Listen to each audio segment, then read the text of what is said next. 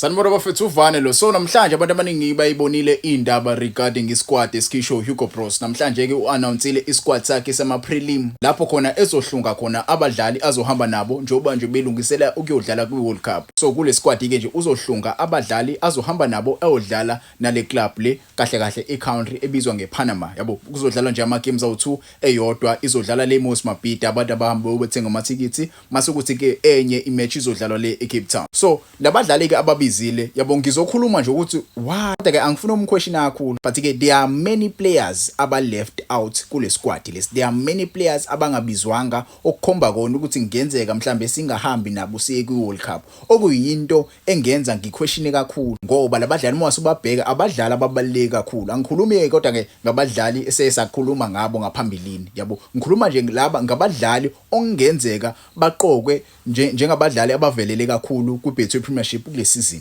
Ngizoqala nje ngaso isquad asibizile seprelim. Ko goalkeeper kwababizile kukhona bani uRonon Williams, kube khona bani uRicardo Goss, mase kuba khona uSipho Chain, uRenaldo Liena, mase kuba uDarren Johnson. I feel like siyazi ukuthi obani ogoalkeeper bazobizwa labafethu. Ukhona khona uWilliams, uGoss noSipho Chain. I think iyona 3 leyo ezobizwa ko goalkeeper bazohamba bayo represent Bafana kule ma friendly games lawo siwadlala. Mase ukuthi ke kuma defenders nakhona bafethu ama defenders siyawazi ama defenders Standard okhulisa imodawo bakhona Olwethu Makhanya. Kuyangijabulisa kakhulu ukumbona bafethu Olwethu Makhanya ebuyile. I remember this player bafethu ngikhuluma ngaye uMjida sakuStelis ukuthi lo Mjida uyadlala ngempela and uyayideserve nayo ichance ukuthi abizwe iBafana. uMjida have been performing very good for iPhiladelphia SC. Udlala kahle kakhulu so ubiziwe ke ukuthi abe ingxenye yama defenders ongenzeka aqoshwe. Elinye lama defenders selibonayo libizwa uVan Rooyen mafethu uThabang Maduludi letlapa a very good player. Tylon Smith, Kosinathi Sibisi, Aubrey Modiba, the usual.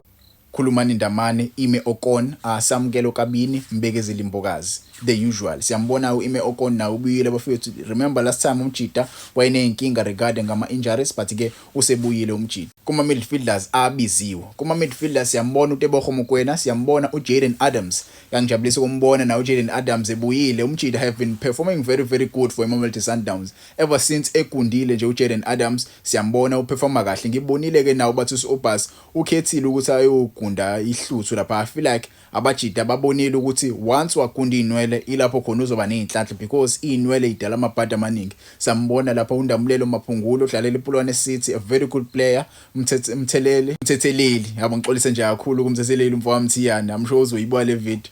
uMthiyana bezambona nje ukhona nawo ubiziwe bafethu okungijabulisa ukumbona uMjida ebizwa. Mase kuba uLuke Leroux odlala le eEngland bafethu nawo ubiziwe. Mase kuba uSiphephelo Sithole odlala le ePortugal.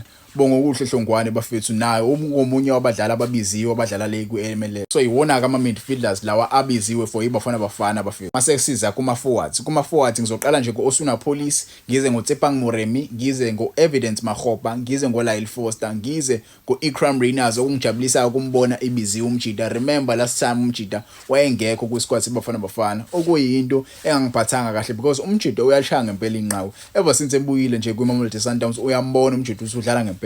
Siyambona uRele, siyambona uMshishi Thembazwane, siyambona uPatrick Tito Maswanganye azabuye bafethu uTito. Yanela Mbuthuma striker seOrlando Pirates ongenzeka sihambe singesazi but ke nayo ubiziwe kaMogelo Sibelebele, Mohawu Nkota, Tsapelo Morena, uMjida ubiziwe. Mase kuba uThapelo Maseko omunye futhi wabajida ababiziwe okungijabulisayo ukumbona efika. Remember lo Mjida lo bafethu uMaseko bafethu usedlule izinteni eziningi kakhulu. Yabo angifunisha ukuyichaza but ke njengoba sesibiziwe nje le squad lesi imibuzo enginayo mningi kakhulu. Babu abadlali abanje ngoSipho Mbuli but ke ngiyazi uSipho Mbuli usalimele. Yabo asimbe nje eceleni kancane uSipho Mbuli.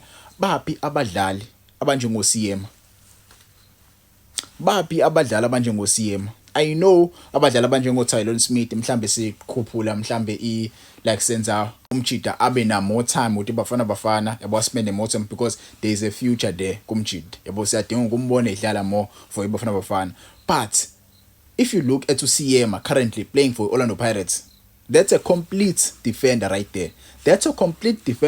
That is a center back pairing eqinile with uMbekezeli Mbokazi engasebenzela siya phambili. Why engabizwa? Ngingengazi ke. Ngingengazi yabo mhlambe ke uHugo Bros yena mhlambe ngokubona kwakhe. I'm not saying other players don't deserve to be called up.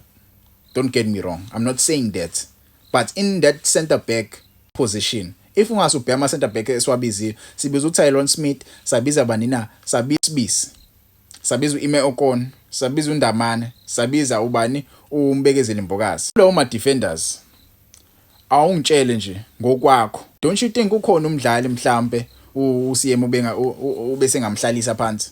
Mina ngokwami I think bakhona mhlawumbe wona ungangitshela ama comments. Mubu uShandre Campbell, I know last time uShandre Campbell beno Tylon Smith abawatholanga ama minutes kuAFCON, but these are friendly matches, yabo. These are friendly matches and we are preparing to go to World Cup. Ingabe sobabona nisebebizwa when we are going to World Cup. Mina ngokwami ngeke ngibe happy ngibona uShandre Campbell ebizwa for World Cup oba umjida engekho kwi-prelim squad yama matches eso prepare ngawo. Because lama matches lawa amabili esiyodlala against iPanama, we are preparing to play against iPanama. We are preparing for iWorld Cup. Baphi-ke njengamanje uShandre Campbell?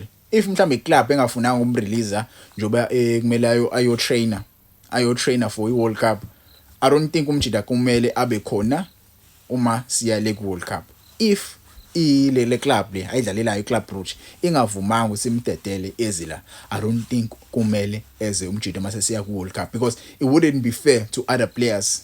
It wouldn't be really fair to other players. There are players abakhona la abakusebenzelile ukuthi babe khona kule list yabadlali abakhona. So mase qhamuka abadlali yabo abangasebenzanga kakhulu, and futhi na last time ngangijabula ukumbona ebizwa kuAFCON uShandre Campbell, but ke ukho nje amsebenzisanga. What was the point of calling players if ungeke uzobasebenzisa? There were many players who were left behind, yabo, ba occupy spaces abadlali abantswempo kakhulu, isidingo singekho. I don't know, sometimes abadlali ababizayo coach question kakhulu. There are many players I can think of. I don't want to say Thembi Nkosi Lodge because siyayazi situation ya Thembi Nkosi Lodge. Athi nje bafethu mina ngokwami yabo le squad lesi asenginikezi mhlambe leyo nto leyo ngiye like nginovala ngifuna uqamanga going to iWorld Cup and choosing iprelim squad ekanje, playing ama match preparation for iWorld Cup. Kuba khona uvalo, yabo, lukhona lo valo luthi